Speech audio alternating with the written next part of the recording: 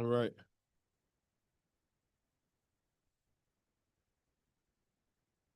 Shabbat shalom, saints. All right, well, we open up in prayer.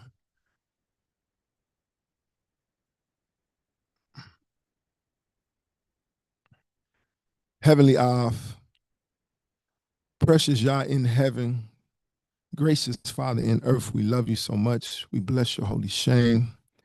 You are good and your mercy endure forever. We thank you for this Shabbat Yom, raising us up and bringing us to your place, your dwelling place, to behold your beauty, to be in your presence. Av, we just thank you for all things, for right now, for all the saints. We thank you for your word that's going forth. We ask that you open up our hearts, our minds, our souls, our spirit, and give us to receive your word, and that you write it on our hearts and our minds, Father, that we always know and have a good word in the right season, in the right situation, for your glory's sake, and give us understanding, understanding, overstanding of your word, Father, and cause us to be doers of your word, not hearers only. And we just thank you for this time. We're so grateful, and we pray all these things in the mighty name of Yashak Mashika. Amen. Amen. All right. It's always good to be in Yah's house, especially on the Shabbat Yom. Especially. As you can see, it's just going to be, we got anybody online yet, Elder? We do? Okay, Minister Yosef is online, so Dr. Tay, shalom. Shalom, shalom to all the saints online. Shalom to the saints. Shabbat shalom. Shabbat shalom to all the saints around the globe, Africa, Florida, Dominican Republic, Tennessee. Shabbat shalom. And wherever you may be, thank you for having this time. I pray that you are giving all the glory to the Father for the breath of life and acknowledging him in all your ways. And I'm going to be here. Minister Yosef is online. Minister Yosef is away on a blessed, glorious occasion. He has a graduation ceremony today. Yeah, Torah. Yeah, he's graduating with his master's in business. Okay, major in marketing. So I'm gonna give him a round of applause for that, cause adding to the nation. Y'all so told. Surely y'all knew that this would happen, and you know he's a brother that certainly contributes and uses his skills in the nation. All right, so we're gonna open up in Leviticus chapter 21. Leviticus chapter 21, starting at verse 1. And this Torah portion is called Emor, which means speak. Which means speak.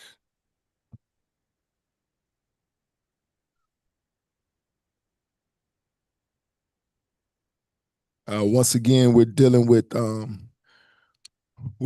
forming of Yisrael, moving from the children of Jacob to the children of Yisrael to the children of sons and daughters of Yah. And this is Yah forming, part of the forming of his sons and daughters. And he's given, specifically, we've been dealing with the sacrifice and offering for the nation, how to draw close unto him. We've been dealing with the priesthood. The priests are the ones who are over the sanctuary. They're over the hallowed things of the Most High. And they stand in intercession, particularly the high priest stand in intercession between the earthly intercession between the children of Israel and the Most High Yah. And so as we pick it up in Leviticus chapter 21 and 1, I'm going to begin reading. It says, "And the Yahweh said unto Moses, Speak unto the priests, the sons of Aaron, and say unto them, There shall none be defiled for the dead among his people, but for his kin that is near unto him, that is, for his mother, and for his father, and for his son, and for his daughter, and for his brother, and for his sister a virgin, that is nigh unto him, which has had no husband, for her may he be defiled. But he shall not defile himself, being a chief man among his people, to profane himself. They shall not make baldness upon their head, Neither shall they shave off the corner of their beard, nor make any cuttings in their flesh. They shall be holy unto their Elohim, and not profane the name of their El. For the offerings of the Yehovah made by fire, and the bread of their Elohim they do offer. Therefore they shall be holy. They shall not take a wife that is a whore or profane, neither shall they take a woman put away from her husband, for he is holy unto his Elohim. Thou shalt sanctify him therefore, for he offereth the bread of thy El. He shall be holy unto thee, for I, the Yehovah, which sanctify you, am holy. And the daughter of any priest, if she profane herself by playing the whore, she profaneth her father. She shall be burnt with fire. And he that is the high priest among his brethren, upon whose head the anointing oil was poured, and that is consecrated to put on the garments, shall not uncover his head, nor rend his clothes. Neither shall he go in to any dead body, nor defile himself for his father or for his mother. Neither shall he go out of the sanctuary, nor profane the sanctuary of his Elohim, for the crown of the anointing oil of his El is upon him. I am the Yehovah. And he shall take a wife in her virginity, a widow or divorced woman or profane or an harlot. These shall he not take. But he shall take a virgin of his own people to wife. Neither shall he profane his seed among his people, for I, the Yehovah, do sanctify him. So something that we see here, we see that in the first maybe 9 verses, he's dealing with the sons of Aaron. So he tells the sons of Aaron, he says, you can't be defiled for the dead among his people. So, but it says for the sons of Aaron, the priest, the sons of Aaron, verse 2, for his kin that is near unto him, his mother, his father, or for his son, for his daughter, for his brother, for his sister that is a virgin, he can be defiled for them. But now if you jump down to verse 10, it says, he that is the high priest among his brethren, which at this time it was Aaron.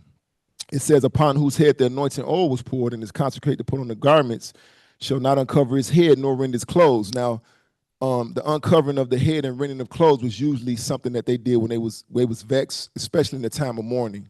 When they would hear some news that was distressful, they would rend their clothes or tear their clothes and uncover their heads. You know, Aaron's sons had on bonnets on their head. The priests had on a crown.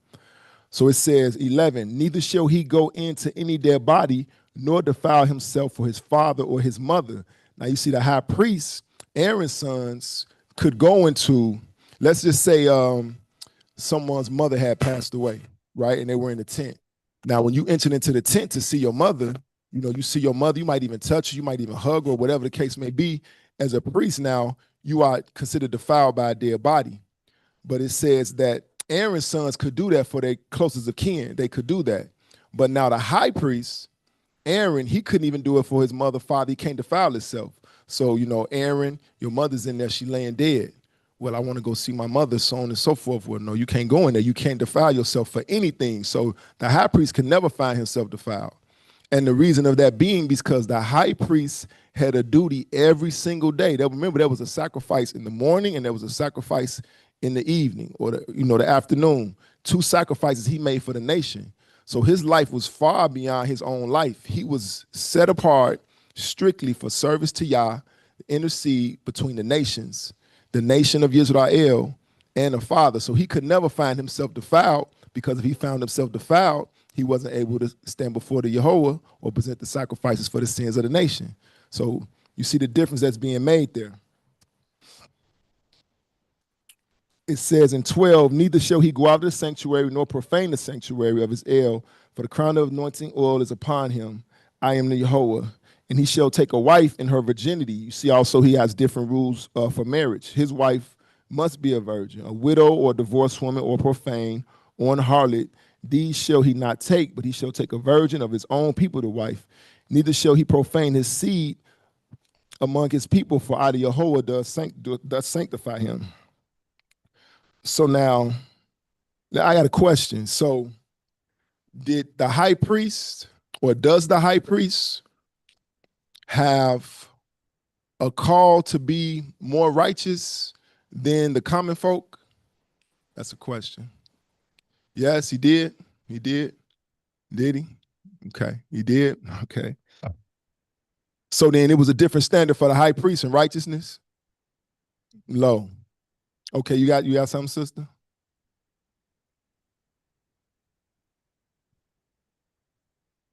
Because sometimes before you go, Dr. Tate, a lot of times, and the way we grow up in this society, especially, we're not taught to be circumspect with what we say. We say things and we more speak from a sentiment many times, or expect people to know what we mean. We speak on feelings and meanings, and use a lot of ambiguous terms. So a lot of times, like holiness and righteousness. Holiness and righteousness are closely connected, but they are two distinct different things. So a lot of times people think when they saying, oh, I'm holy, they feel like they're saying, oh, I'm righteous, and vice versa. But those are two distinct things, and we can display this here. We use an illustration here. Go ahead, Dr. Tate. Shabbat shalom. Shabbat shalom. To your question, I was going to say that the priests and the high priests weren't held to a higher standard of righteousness. When you read some of the different things that are that we just talked about, for instance, marrying someone who is a virgin, if Yisrael as a whole is being righteous and doing as they should, that really shouldn't be a high calling to do that act. But furthermore, being righteousness is falling in line with the will and falling in line with what Yah tells you to do. Now, there are certain things that they were told to do because of the services and acts that they had to perform in Yah's house, but they still had to meet the same standard, just like everyone else in Yisrael, to follow the commands, do the things Yah says do, don't do the things that Yah says don't do. And so they still have the same standard of righteousness. There are just different do's and don'ts because of the service that they perform in Yah's house. Okay, Torah for that. Did everyone hear that? And that's important to understand. So there's no one in the kingdom, there's no one in the nation that has a higher calling than righteousness. So when you're looking at the leaders of the sanctuary, or the leaders of the nation, the leaders of the church, and saying, well, that's for them, that's not for me, or they should be on a higher level, this and that. It's differences in functions. And if you want to say a higher level of, it's difference in function. It's a higher level, so to speak, Cain. But as far as the standard of righteousness, which is the foundation, or love, which is the foundation, that same standard of righteousness and love is upon every single one, from the most common folk, so to speak, to the highest one that's exalted, been in the nation since birth, and now is the leader of the nation. They both got the same standard of righteousness. Okay? Now, go ahead. Go ahead, I just wanted to kind of address an issue that we see, because I think it talked about the corner of the beards. Okay, things here. So yes, sir. When you look at verse 1, I'll just read it from another version, easy to read. It says, the Yahweh said to Moses, tell the Israelites, I am the Yahweh your El. You must not follow the customs of Egypt where you lived, and you must not follow the custom of the Canaanites where I am leading you. So not only is Yah establishing righteousness, the customs of the world go against his righteousness. And so many of what we see written after that were things that were happening in Egypt and things that are happening in other nations. So he's warning them. So people will look at these Bible verses, like when it talks about the cornering of the beard, that has to be explained in context. Okay. Because these are things that they were doing. Now, there are some brothers who they won't take a razor to their face, so they won't line up the hair, on their neck, because they said the Bible says don't corner. Okay. But we're talking about these carving and these marks that they, are putting in their body when somebody dies, or whatever the case may be. Wasn't talking about haircuts, or women getting a, hairline at the end. So I just wanted to bring that out, because it's again, not just establishing his righteousness, but it's talking about many of the customs that were practiced in Egypt, and many of the things they did in Egypt, and many of the things they did in these other foreign nations. Okay, told off for that. And to further elucidate what Elder just said, when they went into, I'm gonna read Deuteronomy chapter 7:1. There were 7 nations where Yah was leading them. Of course, Yah is the knower of all things. And so, like Elder just said, many of the rules and the laws, the statutes at the time, they were customized for what El knew the children of Israel would encounter Now, some of those things are not in vogue today, but if we take the principle of those things, they still apply. In Deuteronomy 7:1, it says, when the Yehovah thy Elohim shall bring thee into the land whither thou goest to possess it, and hast cast out many nations before thee, the Hittites and the Girgashites, the Amorites, the Canaanites, the Perizzites, the Hivites, the Jebusites, 7 nations greater and mightier than thou. So y'all knew the thing that these nations had practiced and what they would do. And when the children entered into the promised land, these are the nations they would encounter. And many of the statutes, the prohibitions that Yah gave them was things that these nations were practicing. And Yah said that the land would spew them out. And he said, do what I show you how to do, or the land will vomit you out too. Which showing that Yah has a covenant even with the earth, with the whole earth. The land is living. There's a covenant with the earth. And Yah didn't necessarily spew them out. The land spewed them out. The covenant spewed them out. Right and wrong doing automatically brings a consequence. You know, it's another thing. It's not somebody sitting up in the heavens on the cloud that's looking at everything that everybody's doing and throwing thunderbolts. And no, it's a covenant that's covering things. The law of reaping and sowing. Some people like to call it karma, you know, but what goes around comes around is a common term. So these things are already set in motion in the earth. So the land will spew you out, sowing and reaping is the way that the Bible puts it, okay? Sister Krisha, I'm sorry. I saw you a little bit ago. You had your hand up, and then Minister Yosef. Okay. Shabbat shalom, everyone. Shabbat shalom. Shabbat Kodesh.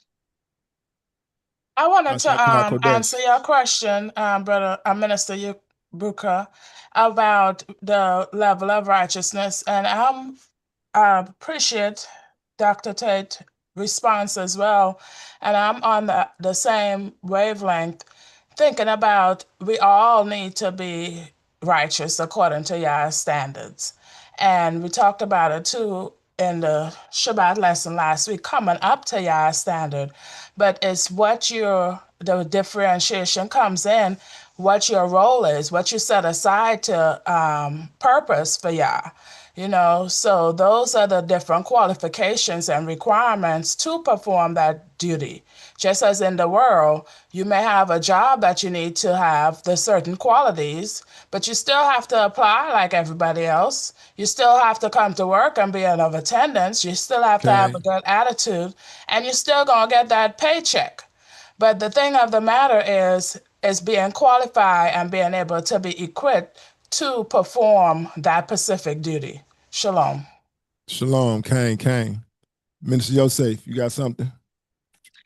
Yeah, Cain. So what I was going to say, just comment on the when you were saying where the Levites held to a higher standard for righteousness. I just wanted to comment that no, not a higher level of righteousness, but they had a greater responsibility from what I see than your common people, because they and they will receive a stricter judgment as well because of the position that they're in. So they have that high level responsibility, but the righteousness is still, equal, but they just have that greater responsibility to because they are, overseeing the people.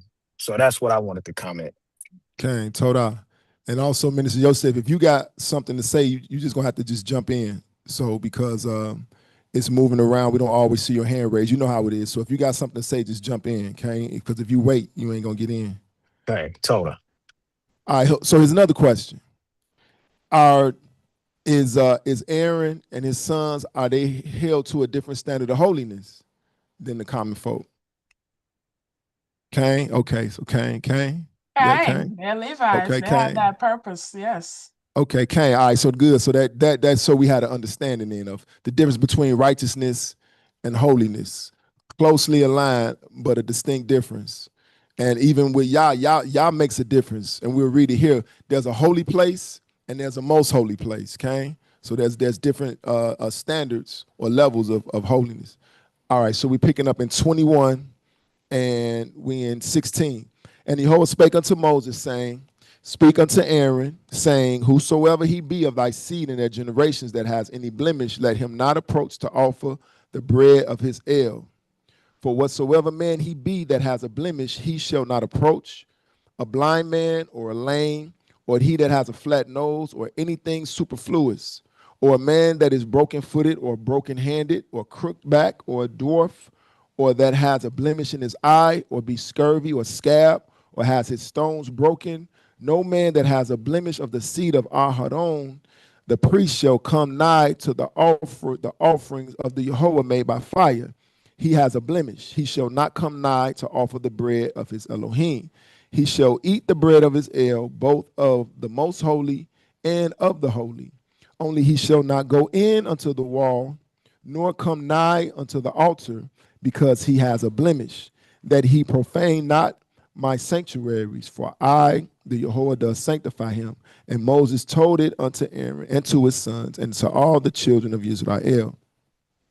So notice one thing also, if you had a blemish, you couldn't participate in the service of the sacrifices, right? You were not supposed to touch the hollow things, but you see said, even if you were a son of Aaron, you could still eat of the things that were offered. So understand that this was their food, this was their sustenance, came from the nation, right? They didn't have a trade to ply. Their trade was the service of the sanctuary. So they weren't able to be carpenters or doctors or any other trade to earn a living. Their sustenance came from the nation that Yah provided through the sacrificial system and free will offerings. And so that's why he said, well, even if you don't serve at the sanctuary, you still get to eat, because it's the priest's food was that which came from the nation. Okay. All right. We in any questions? Low.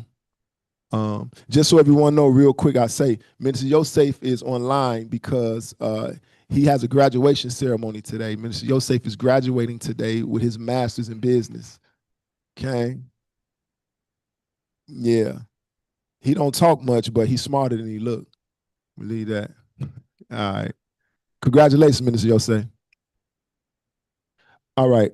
We in 22:1. And Jehovah spake unto Moses, saying, speak unto Aharon and to his sons, that they separate themselves from the holy things of the children of Israel, and that they profane not my holy name in those things which they hallow unto me. I am the Jehovah. Say unto them, whosoever he be of all your seed among your generations that goeth unto the holy things which the children of Israel hallow unto the Jehovah, having his uncleanness upon him, that soul shall be cut off from my presence. I am the Jehovah.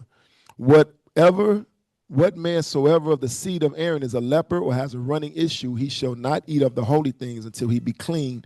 And whoso toucheth anything that is unclean by the dead, or a man whose seed goeth from him, or whosoever toucheth any creeping thing whereby he may be made unclean, or a man of whom he may take uncleanness, whatsoever uncleanness he has, the soul which has touched any such shall be unclean until even, and shall not eat of the holy things unless he wash his flesh with water. And when the sun is down, he shall be clean, and shall afterward eat of the holy things, because it is his food. That which dieth of itself, or is torn with beasts, he shall not eat to defile himself therewith. I am the Jehovah. They shall therefore keep mine ordinance, lest they bear sin for it, and die therefore, if they profane it. I, the Jehovah, does sanctify them. There shall no stranger eat of the holy thing. A sojourner of the priest or an hired servant shall not eat of the holy thing. But if the priest buy any soul with his money, he shall eat of it, and he that is born in his house, they shall eat of his meat. If the priest's daughter also be married unto a stranger, she may not eat of an offering of the holy things. But if the priest's daughter be a widow or divorced, or have no child, and is returned to her father's house, as in her youth, she shall eat of her father's meat. But there shall no stranger eat thereof. And if a man eat of the holy things unwittingly, then he shall put the fifth part thereof unto it, and shall give it unto the priest with the holy thing. And they shall not profane the holy things of the children of Israel, which they offered unto the Jehovah, or suffer them to bear the iniquity of trespass when they eat their holy things. For I, the Jehovah, do sanctify them. And the Jehovah spake unto Moses, saying, speak unto Aaron and to his sons, and unto all the children of Israel, and say unto them, whatsoever he be of the house of Yisrael or of the strangers in Yisrael that will offer his oblation for all his vows and for all his freewill offerings, which they will offer unto the Yahweh for a burnt offering. You shall offer at your own will a male without blemish of the beeves, of the sheep, or of the goats. But whatsoever has a blemish, that shall ye not offer, for it shall not be acceptable for you. When it says of the beeves there, that's an archaic term for cattle, like the ox or the cows or the bullocks. But whatsoever has a blemish, that shall ye not offer, for it shall not be acceptable for you. And whosoever offereth the sacrifice of peace offerings unto the Yahweh to accomplish his vow, or a freewill offering in beeves or sheep, it shall be perfect to be accepted. There shall be no blemish therein. Blind or broken or maimed or having a wind or scurvy or scab, ye shall not offer these unto the Yahweh, nor make an offering by fire of them upon the altar unto the Yahweh, either a bullock or a lamb that has anything superfluous or lacking in his parts, that mayest thou offer for a freewill offering, but for a vow it shall not be accepted. You shall not offer unto the Yahweh that which is bruised or crushed or broken or cut, neither shall ye make an offering thereof in your land. Neither from a stranger's hand shall ye offer the bread of your Elohim of any of these, because their corruption is in them and blemishes be in them. They shall not be accepted for you. And the Yahweh spake unto Moses, saying, when a bullock or a sheep or a goat is brought forth, then it shall be 7 days under the dam, and from the 8th day, and thenceforth it shall be accepted for an offering made by fire unto the Yahweh. And whether it be a cow or ewe, you shall not kill it and her youth both in 1 day. And when ye will offer a sacrifice of thanksgiving unto the Yahweh, offer it at your own will. When it says under the dam there, dam is it's an archaic term for it. That just means the mother. So that's just saying when a bullock or a sheep or any other animals that may be offered, when they give birth, you can't offer the stripling or the child, so to speak, of that animal before 8 days has passed. So the least it could be is 8 days. So you can't take it straight from birth, from the dam or the mother, and just offer it up. It has to be at least 8 days old. And verse 29, and when you will offer a sacrifice of thanksgiving unto the Yahweh, offer it at your own will. On the same day it shall be eaten up. Ye shall leave none of it until the morrow. I am the Yahweh. Therefore shall you keep my commandments and do them. I am the Yahweh. Neither shall ye profane my holy name, but I will be hallowed among the children of Israel. I am the Yahweh, which hallow you, that brought you out of the land of Egypt to be your Elohim. I am the Yahweh. Okay. Questions there? Yes, it's right here in the front. I got 2 scars right here in the front. Torah for that. Okay, so understand, you see, I'm in verse 32. Neither shall ye profane my holy name, but I will be hallowed among the children of Israel. So now, mind you, all these commandments and statutes, I was going to say coming from an invisible El, but he really wasn't invisible because he made himself shown. But, being in the flesh, even once you see a miracle, right? Like we asked this before, how many times has Yah done a miracle in somebody's life and you knew he was real? And, he might even answer the prayer. Or you might have made a vow to him, I will or I won't. And then you seen the miracle, knew he was real, but then at some course of life, you went right back to do something that you was doing, even though you know Yah is real. You know what I mean? You don't stay, a lot of times we don't stay in that elevated place, And so though I will say he invisible, he showed himself. We seen in Exodus, he showed himself through the plagues. He showed himself the cloud by day, the fire by night. He showed himself in so many ways. So all the things that are happening, and he's speaking through Moshe. So, given the things of the priesthood and the sacrificial system, which the children of Israel said, everything that he says we will do, they know that this is coming from Yah. So if anything breaks down, they're going to attribute it. It's going to be a way for them to, they're not going to necessarily say, well, Aaron did something wrong or his sons did something wrong. No, they're going to say Yah did something wrong. Well, this must not be real. And remember, they really, a lot of them, I'm not going to say most of them, are looking for a reason to get up out the wilderness anyway. They really don't want to be here. A lot of them don't want to be here. A lot of them want to go back to Egypt, believe that. So anything that happens, well, this is what you brought us out here for. Who is this Yah? He ain't real, and so on and so forth. And so you see that the responsibility on the priests. Yah's telling them, hey, do these things right so that you don't profane my name amongst the children of Israel. That's a high responsibility. And keeping that same principle, when we are being Israel, a peculiar people in the world, a lot of people are looking for truth. You know, the majority of people that we come across got their mask on, right? Everybody talking this and talking that, and at the supervisor, I'm this, I'm that, and a lot of people go back and look in their mirror, and they vulnerable, they dealing with childhood trauma, and they dealing with themselves. No matter how they present themselves, most people in the world have a mask on, so they're not who they appear to be. Okay, and I say that to say a lot of people are looking for truth. They're looking for understanding. We all in this lost world, regardless of how they present themselves. Many people are insecure and searching, and so when we come and we present the truth and we stand upright, you never know who's watching and admiring you, okay? And so now we have that same level of be like, okay, well, you saying you Israel, oh, they keep the Sabbath, oh, this person different. I don't be hearing them curse this and that. They may be looking to us to say, well, wow, this is a connection to the truth, or this is a connection to who we claim to serve. And so we have that same responsibility not to profane his name while we out here in the nation. You know, don't just talk about anything. Don't communicate common speech. Well, you know, because in their mind, or maybe even out loud, I thought you was Israel. Oh, I thought you do this. Now you profaning Yah's name. Who you serve must not be real. Oh, they let you do that? You know, people looking for reasons to desecrate the name or desecrate us. So we have that same responsibility of holiness while we are in the nations to not profane the name of the Jehovah. Okay? Does everybody understand? I just want probably maybe one person or two people to kind of reply back to what you said, because I want to make sure they understood what you said. Okay, Sister Deidre, if you have a mic, it's a mic right here in the front, right by you, Constance. Torah. Oh, she got one. Okay.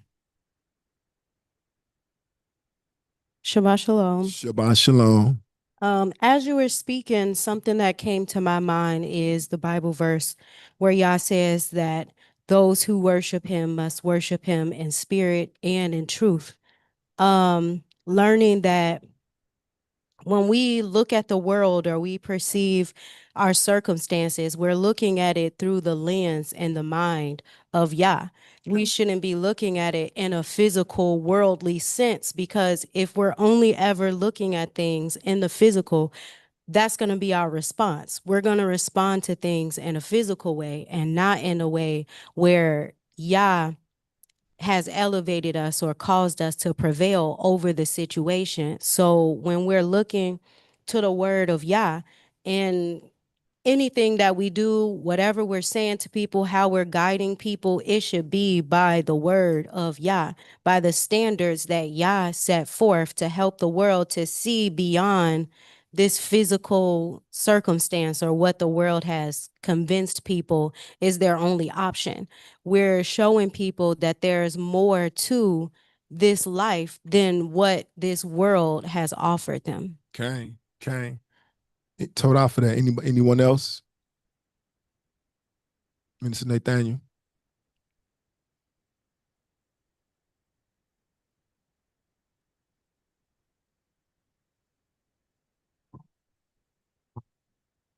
I like what you were saying, such as how we have to just not just take the word into ourselves, but we also have to apply it out in our normal life so that people can see Yah in us. That's a task that we have to do constantly as Israel, as we come here and learn of his ways and learn and get more understanding of his scriptures. That's how we get more we can get more people in the nation, and we can actually be a witness by our own lives. Okay. Let me say, I don't know if Minister Yosef had that old hand up. Let me say this real quick. And we've been saying this the last few weeks of my class, that the truth doesn't exist in nobody's reality. If it did, they'll be in the truth. So things that we say to people, you know, folks are going to hear what we're saying. And somebody that's connected with you going to say, that makes sense. And there's a sort of conviction that they have, because what you said, it makes sense. What Mr. Rukia is saying is people watching you because they want it now not to make sense. They looking for you to fall, or they're looking for you to act a certain way so they can deny what they've received that they say that sound like it's the truth. Okay. And so people are watching, and people watch you for a long time. And as soon as you start opening your mouth and talking like common folks, or as soon as you start expressing these ways like common people, as soon as you start smoking your weed, and then you're going to turn around, or you drinking and you party, and then you're going to tell them something about the truth and about Yisrael, now that blood is on your hands, right? Because they saying you just like me. Like, you presented yourself as different, and I was buying into you was different because what you said it hit me. A lot of times you're going to say things to people and it hit them. And they still going to act tough, and they still going to say, well, I was born a Baptist, I'm a died Baptist. They going to say a whole bunch of things. But there are things that cut. The word of Yah cuts. And so Minister Rukia is saying that you got to let your light shine always. You can't be playing Yisrael. You can't be playing holy when you put your white on. But you got to be that way, because eventually somebody will come over, but they got their eyes locked on you. So I just wanted to bring that out. Minister Yosef, did you have your hand up? Or I see some. No, that was an old one. That was an old, but I'll just add something real quick. Yep. That's the same thing that Mashika has said. I believe it was Mashika or John the Baptist, but he got on to the Pharisees and Sadducees because he said the way that they were acting, the way that they were doing things, they were shutting up the kingdom to the people. We are in that same position, because the things that we do, if we not living the way we're supposed to live, we won't be able to draw y'all sheep. We'll be closing up the kingdom for those people. So I just wanted to add that as a comment. We don't understand. There are folks who are what you may call ratchet. Your auntie calling you all type of Mickey Fickies, right? But at the same time, she always cursing that she watching you. Okay. And there are some things that you said that resonate. So we talk about your representative, right? Everybody don't bring their representative everywhere. So there may be people who you may think is not paying attention, the one who curse like a sailor, the one who do all, but you said something. And so they're going to keep watching. So don't buy into what they doing because they talk like that. Now you start talking like that because that's my cousin, that's my aunt. But now they're going to say in their mind, see, she just like me. Right. Sister Carisha? Shabbat Shalom again. And that's the exact scripture that I was thinking about with Matthew 5:16 that I posted in the chat. Let your light so shine before men that they may see your good works and glorify your Father which is in heaven. So by the way we live, and like Minister Buka was bringing out in his response to that question, is we have to do this for real, because we don't want to be the one hindering others who's seeking Yah. And by the way we talk, the way we communicate, the way we treat and love each other, especially our enemies, especially the one in the world, being able to forgive, that's what's going to draw others. Because I've definitely seen people asking me questions, looking at what I do, thinking about, hey, isn't it the Shabbat? They're more on me than like they're studying my actions versus studying the word of Yah. And I'm thankful for that, because as I continue to study Yah's word, that I can be that light, so they'll want to know more about Yah and come to his fullness. And that's our job every single day. Shalom. Hey, shalom. What'd he say? What is truth? What? Oh, you almost convinced me to be a Christian. That's how I said it. Okay. We're in Leviticus chapter 23, verse 1. It says, and Yahweh spake unto Moses, saying, speak unto the children of Israel, and say unto them, concerning the feast of the Yahweh, which ye shall proclaim to be holy convocations, even these are my feasts. 6 days shall work be done, but the 7th day is the Sabbath of rest, and holy convocation. Ye shall do no work therein. It is the Sabbath of the Yahweh in all your dwellings. So one thing there, you see that these things that we're going to go over, and even much of the what they call it, what's called the Torah, the instructions. It subscribes to the Jews or Jewish people. You know, all the time they'll say these are Jewish feasts. No, these are the feasts. The culture of who we call Jews or Hebrews or the children of Israel, this is the culture of the Most High, the creator of heaven and earth. So these feasts are not Jewish feasts, so to speak. These feasts were given to a group of people that Yah set apart to be holy from every other nation on earth, to teach them holiness and righteousness. So this says these are the feast of the Yehovah. This is not the feast of the Jews.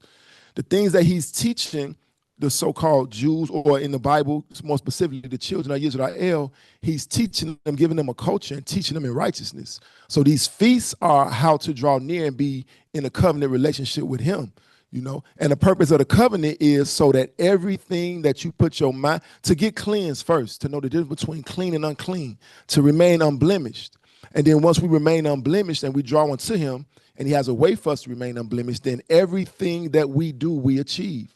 We say a thing and it comes to pass. We put our mind to a thing and it comes to light, so that we stand out from the rest of the nations. And we get these things and it addeth no sorrow. The word say the blessings of the Yehovah maketh rich and addeth no sorrow. The world say more money, more problems. And so we become attractive, and attractive means, you know, a scientific term, you bring things unto you. And so then when we bring things unto us, which is people or lost souls unto us, we teach them the same things that made us attractive, which is the culture of the Yehovah, not the culture of the Jews or the Jewish. And I know it's a fine line and so on and so forth, but there is a distinction. These are the feasts, and this is the culture of the creator of heaven and earth. Okay? All right. Verse 3, 6 days shall work be done, but the seventh day is the Sabbath of rest and holy convocation. You shall do no work therein. It is the Sabbath of the Yehovah in all your dwellings. These are the feasts of the Yehovah, even holy convocations, which ye shall proclaim in their seasons. And okay, so you see it makes a difference. First, it gives the Sabbath. The Sabbath is, and then it says you give the season in their seasons. It doesn't talk about keeping the Sabbath in the season, because the Sabbath is the 7-day Sabbath is in every season. Every season is 7-day Sabbath. But now it makes a distinction. You shall keep these, which I'm going to mention now, in their seasons, at their appointed times throughout the year, the yearly cycle, okay? In the 14th day of the first month at even is the Yehovah's Passover. And on the 15th day of the same month is the feast of unleavened bread unto the Yehovah. 7 days ye must eat unleavened bread. In the first day you shall have an holy convocation. Ye shall do no servile work therein. But ye shall offer an offering made by fire unto the Yehovah 7 days. In the 7th day is an holy convocation. Ye shall do no servile work therein. And the Yehovah spake unto Moses, saying, Speak unto the children of Israel, and say unto them, When ye be come into the land which I give unto you, and shall reap the harvest thereof, then ye shall bring a sheaf of the first fruits of your harvest unto the priest. And he shall wave the sheaf before the Yehovah to be accepted for you on the morrow after the Sabbath. The priest shall wave it. And ye shall offer that day when you wave the sheaf and he lamb without blemish of the first year for a burnt offering unto the Yehovah. And the meat offering thereof shall be 2/10 deals of fine flour mingled with oil, an offering made by fire unto the Yehovah for a sweet savor. And the drink offering thereof shall be of wine, the 4th part of an hin. And you shall eat neither bread nor parched corn nor green ears until the selfsame day that ye have brought an offering unto your Elohim. It shall be a statute forever throughout your generations in all your dwellings. And you shall count unto you from the morrow after the Sabbath, from the day that ye brought the sheaf of the wave offering, 7 Sabbaths shall be complete. Even unto the morrow after the 7th Sabbath shall ye number 50 days, and ye shall offer a new meat offering unto the Yehovah. That's the season. It's the exact season that we find ourselves in right now, counting down. They call it counting the Omer, or counting down to the next feast. You shall bring out of, verse 17, ye shall bring out of your habitations 2 wave loaves of 2/10 deals. They shall be of fine flour. They shall be baking with leaven. They are the first fruits unto the Yehovah. And ye shall offer with the bread 7 lambs without blemish of the first year, and 1 young bullock and 2 rams. They shall be for a burnt offering unto the Yehovah. with their meat offering and their drink offerings, even an offering made by fire of sweet savor unto the Jehovah. Then you shall sacrifice 1 kid of the goats for a sin offering, and 2 lambs of the first year for a sacrifice of peace offerings. And the priest shall wave them with the bread of the first fruits for a wave offering before the Jehovah. With the 2 lambs they shall be holy to the Jehovah for the priests. And ye shall proclaim on the selfsame day that it may be an holy convocation unto you. You shall do no servile work therein. It shall be a statute forever in all your dwellings throughout your generations. Okay, this is what we're counting down to now. 7 Sabbaths complete, and then we'll be celebrating Pentecost or Shavuot or the Feast of Weeks. Verse 22, and when you reap the harvest of your land, you shall not make clean riddance of the corners of thy field when thou reapest, neither shall thou gather any gleaning of thy harvest. Thou shalt leave them unto the poor and to the stranger. I am the Yehovah, your Elohim. I want to point that out because that always strikes my heart right there. So it's saying that even when you go to, so this is a harvest feast. This is a feast where we're reaping the harvest now. The first fruits is you give of the first fruits is using the analogy. You know, this is springtime. The new year starts. Everything springs back to life, right? And then there's going to be things that have been laying latent during the winter months. They're going to come back up, and we're going to have a harvest that's going to come here shortly, right? It's already has come. Some things that you can pluck off of the trees and the fruit. It says, but 22, when you reap the harvest, when you go and reap the first fruits, you shall not make clean riddance of the corners of it, of thy field. Don't get every single apple, every single stalk of wheat. Don't take every single thing you can. Neither shall you gather any gleaning of thy harvest. The gleaning is the things that may have fallen from the trees or fallen that may be on the ground. So it's like, don't strip all the trees, don't strip all the vegetation, and then go back and pick up everything off the ground.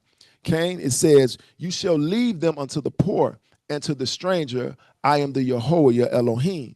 Okay, so it's the principle behind that. So each individual has to see how to follow that principle. So you have things, and everything that you have is not for you, right? You have something where you provided for your household. Your household's provided for your welfare. You might even have an overstock, okay? So now to keep going and taking and hoarding and it's something that you can give. You know, many of us, I'm sure, can give away a significant amount and still be fed and can see their next meal or their next paycheck coming. So don't make clean riddance of the corners of your field. Don't take every single thing for yourself, and then the things that fall in. And after, don't look on the ground for things that you can have, but like it's all to you. No, these things belong to the Yehovah, and he's blessed us with an overflow. Always think about the poor and the stranger, okay? Okay. 23, and the Yehovah spake unto Moses, saying, speak unto the children of Israel, saying, in the 7th month, in the first day of the month, shall ye have a Sabbath, a memorial of blowing of trumpets and holy convocation. You shall do no servile work therein, but ye shall offer an offering made by fire unto the Yehovah. And the Yehovah spake unto Moses, saying, also on the 10th day of this 7th month there shall be a day of atonement. It shall be an holy convocation unto you, and you shall afflict your souls and offer an offering made by fire unto the Yehovah. And ye shall do no work in that same day, for it is a day of atonement to make an atonement for you before the Yehovah your Elohim. For whatsoever soul it be that shall not be afflicted in that same day, he shall be cut off from among his people, and whatsoever soul it be that doeth any work in that same day, the same soul will I destroy from among his people. You shall do no manner of work. It shall be a statute forever throughout your generations in all your dwellings. It shall be unto you a Sabbath of rest, and ye shall afflict your souls in the 9th day of the month at even. From even unto even shall ye celebrate your Sabbath. 33, and the Yehovah spake unto Moses, saying, speak unto the children of Israel, saying, the 15th day of this 7th month shall be a feast of tabernacles for 7 days unto the Yehovah. On the first day shall be a holy convocation. You shall do no servile work therein. 7 days you shall offering made by fire unto the Yehovah. On the 8th day shall be a holy convocation unto you, and you shall offer an offering made by fire unto the Yehovah. It is a solemn assembly, and ye shall do no servile work therein. These are the feasts of the Yehovah, which ye shall proclaim to be holy convocations, to offer an offering made by fire unto the Yehovah, a burnt offering and a meat offering, a sacrifice and drink offerings, everything upon his day, beside the Sabbaths of the Yehovah, and besides your gifts, and beside all your vows, and beside all your freewill offerings which ye give unto the Yehovah. Also on the 15th day of the 7th month, when you have gathered in the fruit of the land, you shall keep a feast unto the Yehovah 7 days.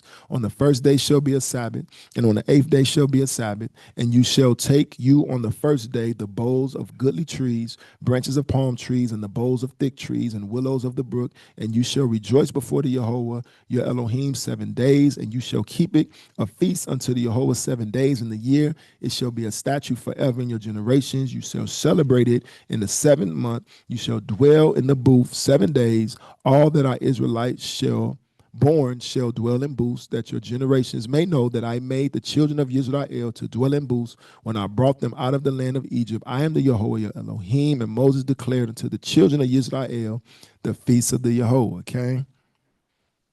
So go ahead. Yes. No, go ahead, bro. Go ahead.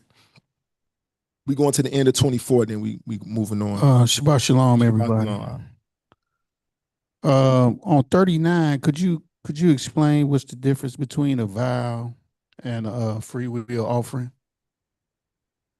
Okay. So, okay, the difference between a vow and a free will offering. So, when you offer a vow, you may present something to the Yehovah that's acceptable unto him. Okay, something that falls within the provision of what he's already presented. But it's not a sacrifice for sin. It's not a trespass offering. It's a vow, something that's from your personal life. So you might say, okay, y'all, I know that I know the kind of offerings that you find acceptable. I'm going to present this unto you, praying that you find this acceptable for this vow that I'm making. The vow that I'm going to do something is almost like cutting a deal, or having him to look over something that you are vowing to do. You know, I'm making a vow unto Yah. It might even be a vow that you made unto your brother, but you're saying you're going to present something to him as like a token, as a sign that you're going to make good on this vow. And you're doing this in faith because you're honoring him and you want him to strengthen you and do what only he can do, that you may be able to keep the vow. Cain, you want to be putting him in you know, if you tell me you're going to give me a ride, that's a vow. You understand what I'm saying? So that's a vow. Whatever you said, you're going to set your mind and your heart to go do something. That's a vow. So the free will offering is something that you just give out of appreciation. You didn't put no vow into it. You didn't say, I'm going to do a thing. You just gave that. You felt grateful. You just gave that out of your free will as an appreciation to the Yehovah, the things he's doing in your life. That's a free will offering. I see. I think that's the real question I had, because you know how some people perceive like we don't have to give money. We could just give out, well, I mean, time or whatever. But what you're explaining to me is that a vow is mostly what you're saying, giving anything to Yah that's acceptable. That could be your life or whatever. Okay. But free will is mostly considered money. Low. No. Free. Go ahead, El. Well, I mean, I'm trying to be as simple as possible. Okay. I can come up and give you a sandwich right now. That's free will. Okay, Cain. Now, if I say, Yah, I'm going to give you a sandwich, and I don't do it, then I broke a vow, because I made that vow. Okay. Right? I was making that communication like, this is what I'm going to do. I'm held to a vow. Okay. If you tell somebody you're going to take them to the store, if you tell me you're going to help me move, you made a vow. Okay. If you just show up and you help me, that's free will. Okay. So it's really kind of the communication saying, you know, out of your heart and out of your mouth, this is what I'm going to do. That's what makes it a vow. Okay. Gotcha. Yeah, understand also, a lot of times we trying to reading this is that we would call it Eastern. This is an Eastern culture, or really this is the culture of Yah, and we're looking at it from a mindset. We've been raised and saturated in this culture. So our mind always goes to money because we think that money is the number one resource. Well, the number one resource is not money. The number one resource is the time and energy of a human being. That's the most powerful thing ever. Money didn't create anything. Money didn't create a rocket. Think of the most magnificent invention that you can think of. Money didn't create that. Mankind created that. Okay? His time and energy and thought and imagination created that. So, did that answer your question, sir? All right. All right. Any more questions? It was something that struck me. Oh yeah. You know, whenever I go to Leviticus 23, I got a Bible that I use the most. I know many of us have read Leviticus 23 a lot of times, many times, right? And many of us have kept the feast days in Leviticus 23. I want to caution us about letting the things get mundane and routine. even read Leviticus 23. When I come across Leviticus 23, I set my mind to read it. Let me see what's new that I didn't catch, or even that which I do know, there's always a deeper revelation that I can get. And so even though this might be our 50th Pentecost that we keeping, enter into these things with as much as you can, a new heart and a new mind to see, because this is a new, I don't care how many times that you've kept a feast day, you've never kept the one you're getting ready to keep now. So it's a new thing. This is always a new thing. So make sure we don't let this thing be mundane and we just going through the motions and be traditional. No, put your heart and your mind into it and see what Yah is speaking to us in this season. All right, we're going through the end of 24. And the Yahweh spake unto Moses, saying, command the children of Israel that they bring unto thee pure olive oil, beaten for the light, to cause the lamps to burn continually. Without the veil of the testimony in the tabernacle of the congregation shall Aaron order it from the evening unto the morning before the Yahweh continually. It shall be a statute forever in your generations. Cause the lamps to burn continually. Okay, he shall order the lamps upon the pure candlestick before the Yahweh continually. And thou shalt take fine flour and bake 12 cakes thereof. 2 tenths deal shall be in 1 cake, and thou shalt set them in 2 rows, 6 on a row, upon the pure table before the Yahweh. And thou shalt put pure frankincense upon each row, that it may be on the bread for a memorial, even an offering made by fire unto the Yahweh. Every Sabbath he shall set it in order before the Yahweh continually, being taken from the children of Israel by an everlasting covenant. And it shall be Aaron's and his sons, and they shall eat it in the holy place, for it is most holy unto him of the offerings of the Yahweh made by fire, by a perpetual statute. Anybody ever wondered in their mind how those cakes tasted? The showbread? Y'all never thought about that? Like, you ever imagined it, huh? Like pancakes maybe, or you think that bread was good, Elder? You know, getting it warm, huh? Always got some frankincense on there. We might have to get that recipe, man, and make some showbread. All right, verse 10. And the son of an Israelitish woman, whose father was an Egyptian, went out among the children of Israel, and this son of the Israelitish woman and a man of Israel strove together in the camp. And the Israelitish woman's son blasphemed the name of the Yahweh and cursed, and they brought him unto Moshe, and his mother's name was Shilamith, and the daughter of Dibri, of the tribe of Dan, and they put him in ward, that the mind of the Yahweh might be showed them. And the Yahweh spake unto Moses, saying, bring forth him that has cursed without the camp, and let all that heard him lay their hands upon his head, and let all the congregation stone him. And thou shalt speak unto the children of Israel, saying, whosoever curseth his el shall bear his sin. And he that blasphemeth the name of the Yahweh, he shall surely be put to death. And all the congregation shall certainly stone him, as well the stranger as he that is born in the land. When he blasphemeth the name of the Yahweh, shall be put to death. And he that killeth any man shall surely be put to death. And he that killeth the beast shall make it good, beast for beast. And if a man cause a blemish in his neighbor, as he has done, so shall it be done to him. Breach for breach, eye for eye, tooth for tooth. As he has caused a blemish in a man, so shall it be done to him again. And though he that killeth the beast, he shall restore it. And he that killeth the man, he shall be put to death. Ye shall have one manner of law as well for the stranger as for one of your own country, for I am the Yahweh your Elohim. And Moses spake to the children of Israel that they should bring forth him that has cursed out of the camp and stone him with stones. And the children of Israel did as the Yahweh commanded Moses. Elder Nate, may I ask you to comment on something? All right. Any questions first? Low? All right. Verse 11, the Israelitish woman's son blasphemed the name of the Yahweh and cursed. And they brought him unto Moses, and his mother's name was Shilamith, and the daughter of Dibri of the tribe of Dan. And they put him in ward, that the mind of the Yahweh might be showed them. And the Yahweh spake unto Moses, saying, bring forth him that has cursed without the camp, and let all that heard him lay their hands upon his head, and let all the congregation stone him. Can you comment on that little anecdotal story right there? Yeah, to blaspheme means to go against, and this is really the reason that Yah told us not to marry foreigners, right? And this is why the writer Moses emphasizing the fact that she was an Israel woman, and I believe the father was Egyptian, right? Because the culture is gonna come through. Don't have nothing to do with race. It have everything to do with them turning your heart away from me, right? And if you raise as a Yisrael man and woman, there's a certain reverence and respect that we have for Yah and his names. Okay. So in the midst of them arguing, right? In the midst of us arguing, what's on inside of you is gonna come out.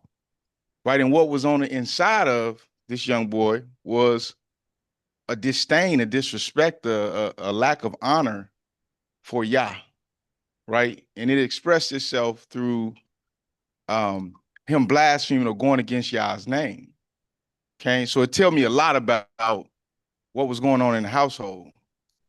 But they didn't necessarily know what to do, right? So they put him in a type of prison so that they might ask Yah what to do, right? So this kind of dispels this oral law thing where Moses received on the mountain the written law and the oral law to teach him how to deal with everything, because now he don't know what to do. He had to go seek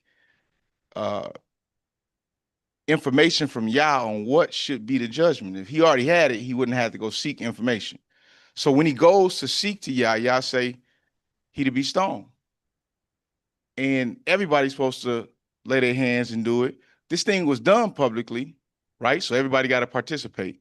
And I think an important thing about this is that we've been talking about this, about your heart and what's on the inside of your heart. And if you don't necessarily know, you just look at your behavior. Your behavior can tell you what you believe, what you value. And in this young man, he did not believe in honoring and respecting Yah, which tells me that he didn't hold him in the light that he should have held him. Okay. You know what I'm saying? And so I think this is an important story in scripture because it shows the penalty of blasphemy. Cain, you go against Yah, you're supposed to be killed, especially if you blaspheme his name. And I think when we talk about this, just this situation in general, think about what you connect yourself to, right? She married an Egyptian. The Egyptian culture was strong in that household, so much so to where this young boy had no reverence for Yah at all. We think that, no, we might be strong enough. You know, I read with him, I pray with him, but the influence of the world, these cultures of the world is strong. And they taking in all that stuff, and they taking it in. If they taking that in, then they not meditating on the word day and night. So guess what happens? It's going to reveal itself in its behavior. And so I think, Minister Baruchia, I think something that's extremely important is that we do an examination of our own heart, of our own behaviors, to see if in any way are we blaspheming, any way are we going against Yah, and if we are, acknowledge it and get that thing right, you know, because if you don't, you in line for something. Okay. I want to say also, this is a tough one, even as I always say it, but I have to emphasize it. If we are to be the people who Yah created us to be, it ain't none of that. It ain't nobody else's business. I know that's a tough one. That's really a tough one. But at the same time, it's not everybody's business either. So I understand that. So we have to learn how to hold information in confidence when it's brought to us. You understand? But we also have to learn how to approach when we see a thing that may be out of line with Yah, even if it's somebody else's child. You have to learn and pray on it first. But if you seeing something, Elder said something last week, I believe. If you seeing something, you notice it's something that's wrong. It's probably Yah showing you something that's wrong. Like every week I come here, I see them cobwebs. Well, every week some cobwebs still up there. Well, maybe you noticing that because you don't want to need to get the broom and sweep the cobwebs out, and so on and so forth. And so it's tough, but we're supposed to be a nation, and so the things that we do affects each other. Okay. Also, when they said they put him, we go into Ezekiel chapter 44 also. Also, when they say they put him in ward so he could know the mind of the Yehovah, we have to have confidence. If Yah wants us to draw righteous judgment and do things that's correct to glorify him, we have to have answers.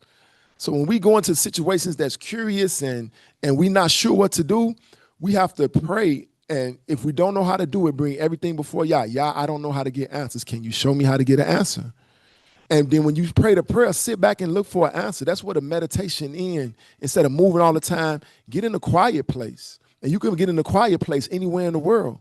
The closer you are to Yah, you can have a quiet place in the midst of confusion. You can still go to a quiet place where bombs going off around you, okay?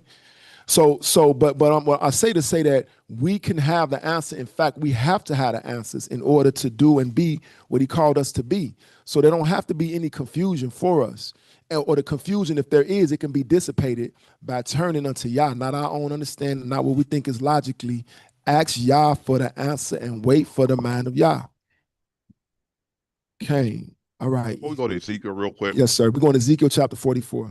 I think it's important. This is something you said when we first started this portion. And I think that it's a nugget that I think the church can use and hold on to. You made a statement about the feast days are not for the Jews. Now, I know what you mean. It is, but I know what you mean when you say it's not just for the Jews. They didn't come from the Jews. It didn't come, yeah, well, right.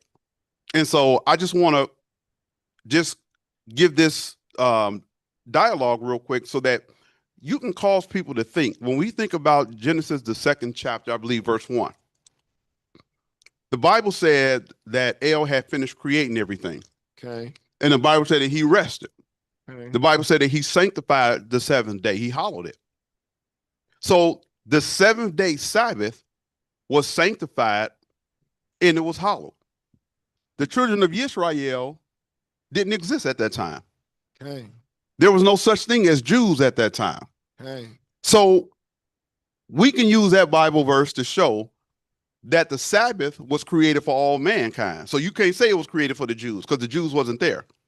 Now, when we go over our lesson with an orientation lesson and we go over the historical development, or not the development, but the historical aspect of the Sabbath, one of the things that we'll see is through ancient nations, 500 years, 1,000 years, 2,000 years before the law was given, it was just a common practice. It was known among all people on the face of the earth that the 7th day was a day of rest because they had a name. That's heavy. For the 7th day, right? Sabbatu, Shabbat. So when you look at all these different ancient people before Yisrael, they all had the 7th day Sabbath. That's number one. Number two, I can ask, I don't know if you want to answer, did the dietary law exist before the law came? How did it exist before the law came? How do you show that it exists before the children of Israel? Does anybody know how to show that the dietary law existed before the children of Israel? Well, Shabbat Shalom. Well, okay, go ahead, Brother Yosef. I was just gonna say I would show it by when Noah was placing the animals on there. It said that it was clean and unclean then. So that's one indication that the law existed right there, the dietary law, because it was a clean and unclean then. Okay. So, I mean, that's the answer. They were clean and unclean with Noah. Now, El is perfect and he don't change. El is righteous.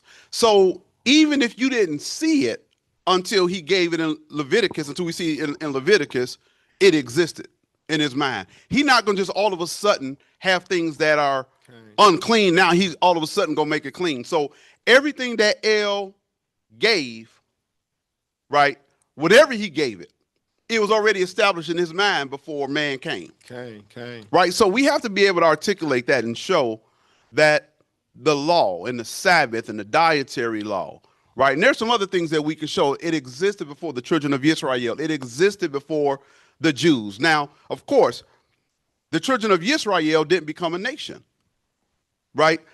The only time that and this is my speculation. Nate may have, I don't know. My speculation is they became a great nation when they received the law in Egypt about Passover because they didn't have no law. How are you a nation and you don't have laws?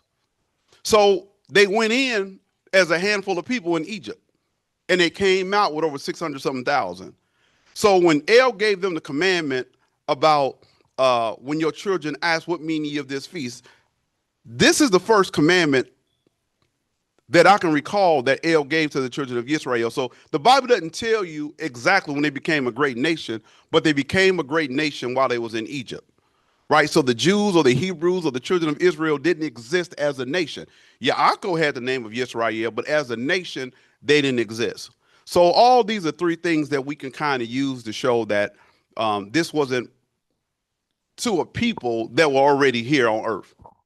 Torah.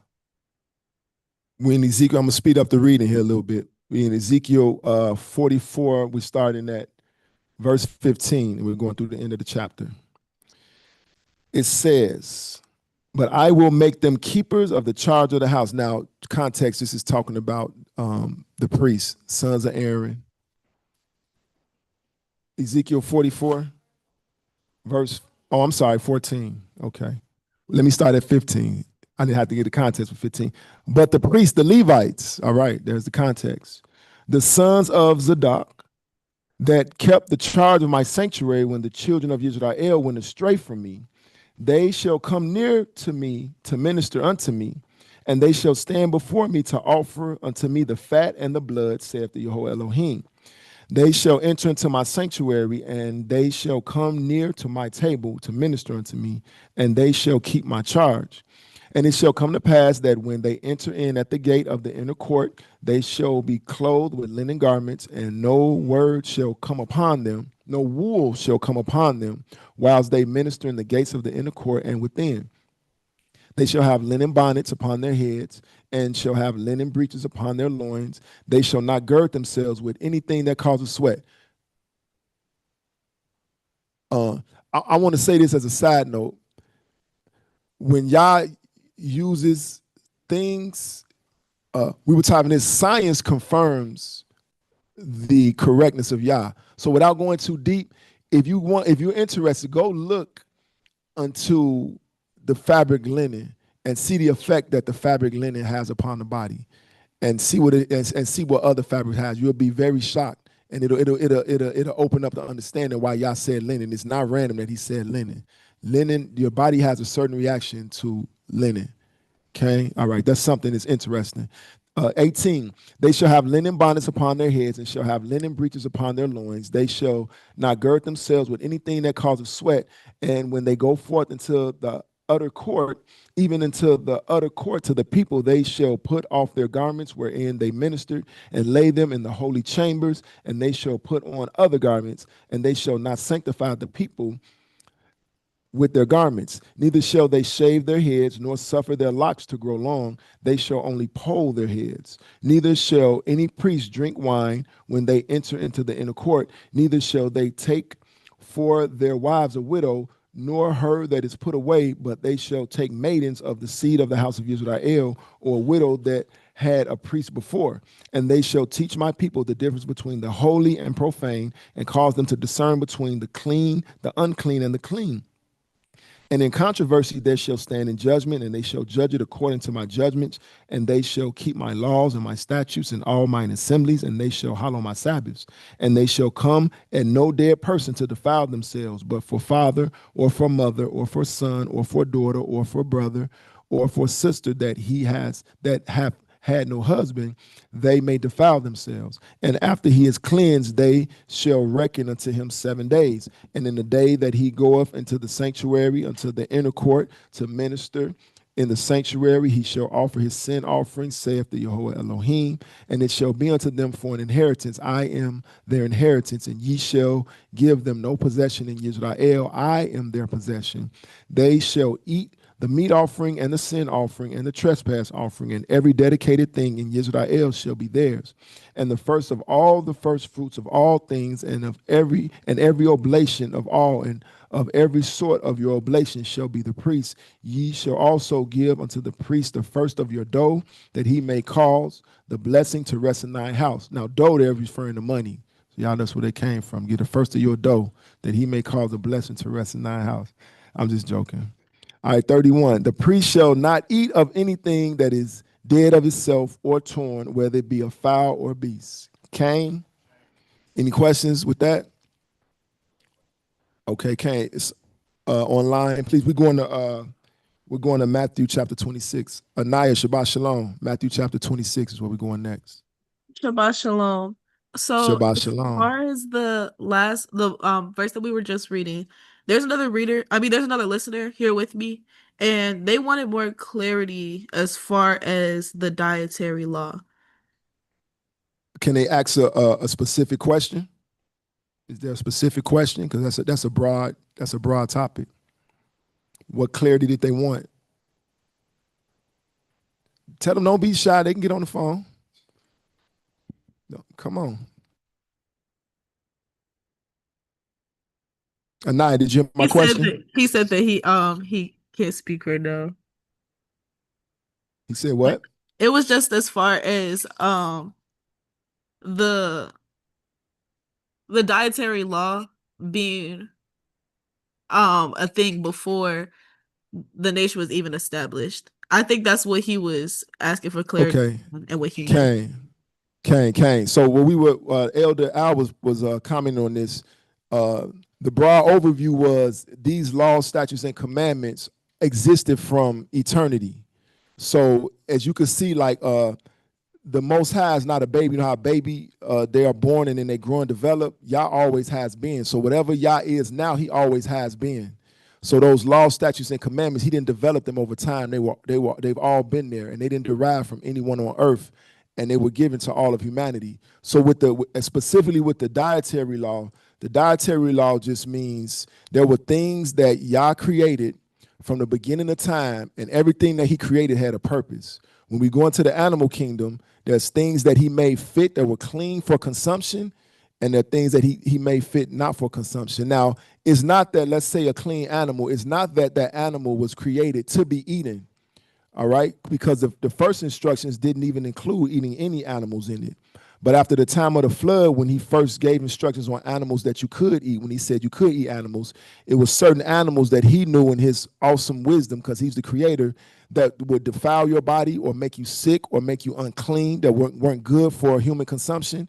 And there were some that were clean that you can eat, and it wouldn't make you sick, so to speak, or make you unclean for human consumption. So there's a lot more to it than that, but it was just saying that the dietary law is there are some things that are clean that will not defile your body, and there's some things that are unclean in the animal kingdom that will defile your body.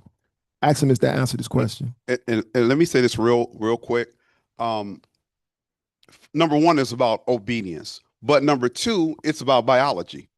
Okay. The biology is things when he talks about eating certain animals with a hook. You know, he gives these descriptions from a biological standpoint. Didn't have scales or fins. So although he didn't give the dietary law formally until we see it in Leviticus, the same fish at the time of Leviticus were the same fish that existed in the beginning that didn't have scales or fins. So it was the biology of those particular animals that made them unclean. And we don't understand or see that until Leviticus, when they start going into more details.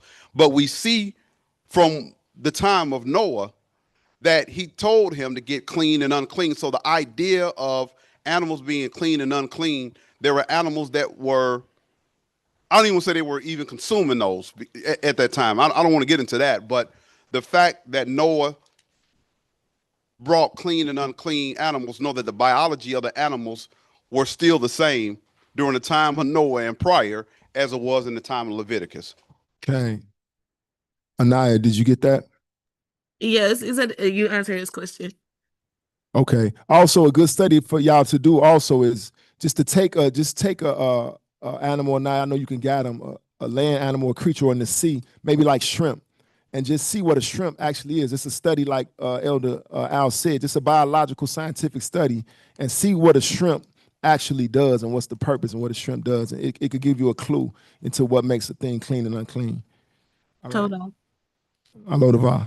We're in Matthew chapter 26. We're going 7 verses, 59 through 66. Matthew chapter 26, starting at verse 59. And it reads, Now the chief priests and elders and all the council sought false witness against Meshachah to put him to death, but found none. Yea, though many false witnesses came, yet found they none. At the last came 2 false witnesses and said, This fellow said, I am able to destroy the temple of Elohim and to build it in 3 days. And the high priest arose and said unto him, Answerest thou nothing? What is it which these witness against thee? But Yashak held his peace.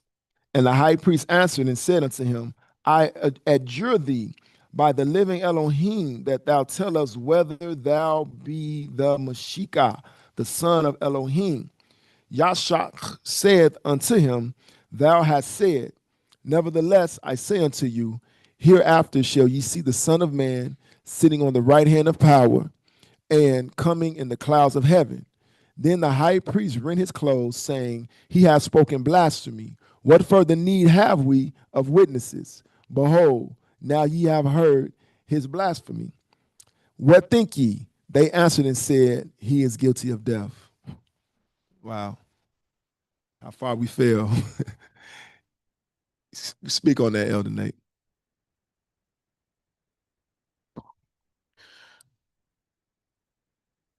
You know, it's this goes back to what we were talking about blasphemy in Leviticus, where the young boy blasphemed Yah's name. And so it gives you a little insight into the mind of the religious leaders at that time. They asking him all these questions. They bringing all these witnesses against him, and he just gonna be quiet. He like, hey, I want you to do this. You know, I adjure you by the living God. You need to give me an answer. And so you got to know Psalms 110 and what he's saying. Psalms 110, the one that's sitting on the right hand of the Yehovah, the Bible in that same chapter calls him Adonai, which is God in the flesh, which is God in another form. And so they're looking at Meshachah as he's simply a human being. So when he said blasphemy, he's saying, how can you be God in the flesh, right?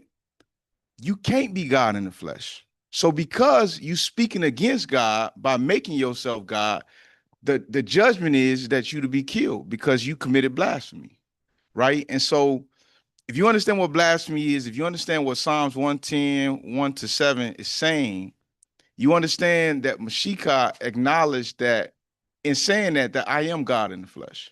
And you're going to see me coming on the clouds of heaven. And so when they heard that, they said, that's blasphemy. You can't be no man and make yourself God. And so that was his judgment. His judgment was to be killed. Now, I'll say this, Minister Baruch, and I'll turn it back over. If any of us, here you could be whatever you want to in America, in the West. If you want to be a shoestring, you could be a shoestring, right? But in the land of Israel, especially in ancient times, if you said you was God, there was one judgment. You were to be killed because that was considered blasphemy. You couldn't say you was God, okay? So when they're asking him, give us an answer, in a sense, they want him to say this because they looking for a justified reason to kill. They need a justified reason to kill him. Well, when he acknowledges that I am God in the flesh, who's identified in Psalms 110 and 6 as Adonai, they say we don't need no more witnesses. We heard that out of his own mouth. So that's considered blasphemy. And I think it's extremely important that when we look at these topics, that we just don't have this manufactured idea of what's going on. You have to understand what's in the mind of the religious leaders, right? You have to understand what the Bible is saying to be able to follow how they can draw a conclusion that he's blaspheming. You have to know what Psalms 110 is saying. You have to know what the law says. You have to know how they drawing this conclusion. They didn't just say you blaspheming because we wanted to say you was blaspheming to kill you. They were saying he was blaspheming because he was saying, I am God in the flesh, who Psalms 110 identifies as Adonai. Okay? Okay. Sister Constance. I'm just grateful for the reading in Matthew because it draws a parallel to what we were discussing earlier, where other people, friends, family members who are watching us are just looking for a reason to blame us for what we believe and looking for ways to validate their own sin by, studying our lives and seeing, well, where are we the same? And so with Mashika being our perfect example, I'm just glad that we can draw the parallel from Leviticus to Matthew. Todia for that observation. Kane, Todia. Anyone else? Comments, questions? Dr. Tate? Can somebody give her a mic?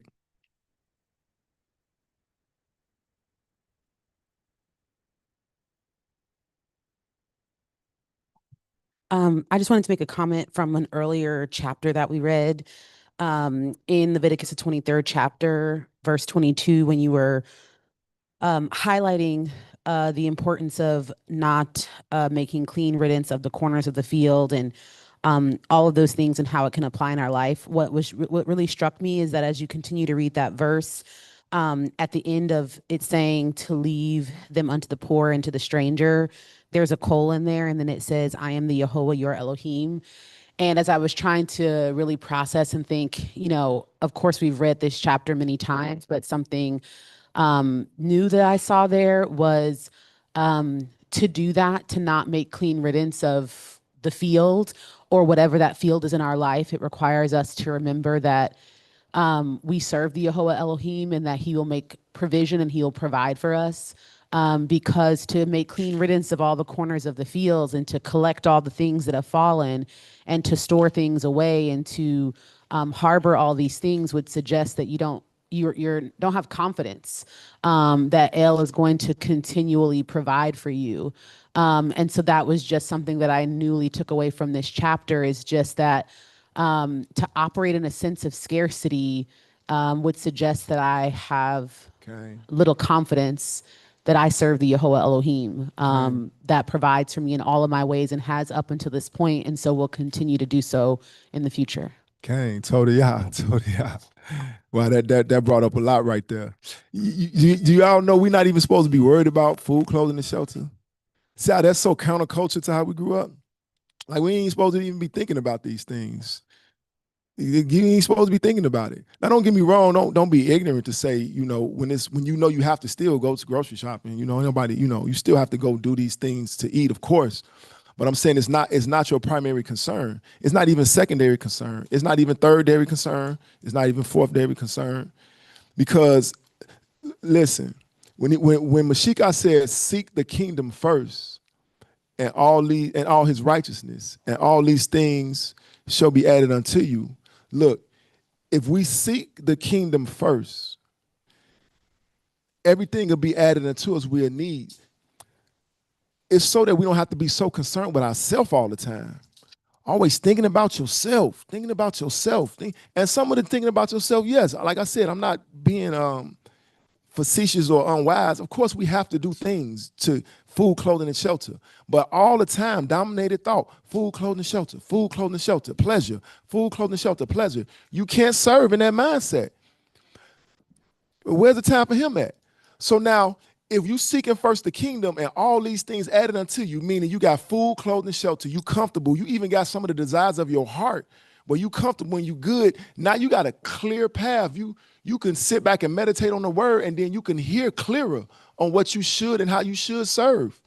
So, but the only way you're going to get this, the word says, taste and see that the Jehovah is good. In order to taste, you got to do these things. You got to put your flesh down and raise his spirit up.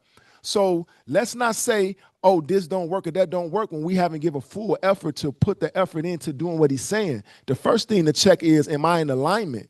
Not is my life lined up how I want it. Am I in alignment with Yah's will? Now, if you're in alignment with Yah's will and then it's still not lining up, that's not going to happen, first of all. But if you seem like that, then something is off somewhere. Either you're pursuing a path that was not meant for you. You understand what I'm saying? Or you're not in alignment. Because if you do these things and you're in alignment, you're going to have what you need. Or you want more, some things that's not for you. That's another danger too. You might want something that's not for you. You understand what I'm saying? So we put our flesh down, let the spirit of Yah raise up in us, everything be added to us, and then we can hear and see clearer what he would have us do and not do, okay? All right. Torah Yah. All right, praise Yah. Anybody else online? Sister Croatia, Tennessee, Minister Yosef, you got something? Y'all know Minister Yosef getting his master's today, right? Yeah, buddy. I mean, he already got his master's. They finna recognize him as a master and give him that piece of paper that says so the world can know. But, you know, Minister Yosef, congratulations on that, bro. Man, Torah Yah. Torah Yah. All right, we're going to close in prayer. Praise Yah. Go ahead. Sure. Talk to the mic.